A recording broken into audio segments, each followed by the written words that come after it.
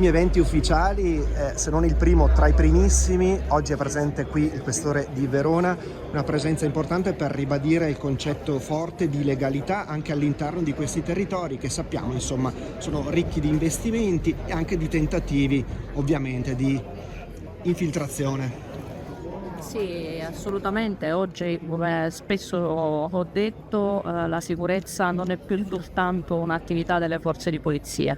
La sicurezza si fa insieme a tutti quelli che sono gli attori insieme alla comunità, quindi anche insieme a coloro che sono il motore portante degli aspetti finanziari e dello sviluppo economico del territorio. Quindi avere qui un contatto con Federalberghi, con l'imprenditoria del turismo, che è il motore trainante dell'economia di questa zona e forse anche in gran parte della città di Verona e della provincia di Verona, è un momento importante.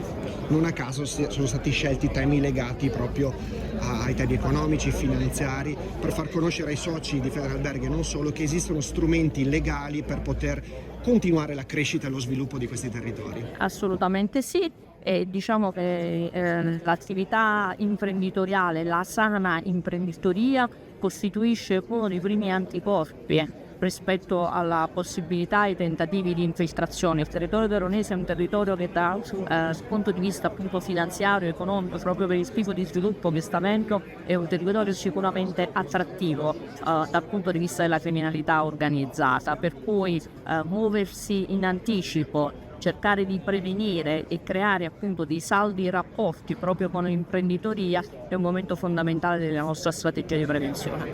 In chiusura, Questore, qual è stato l'impatto suo personale in questi primi giorni, queste prime settimane sul territorio veronese?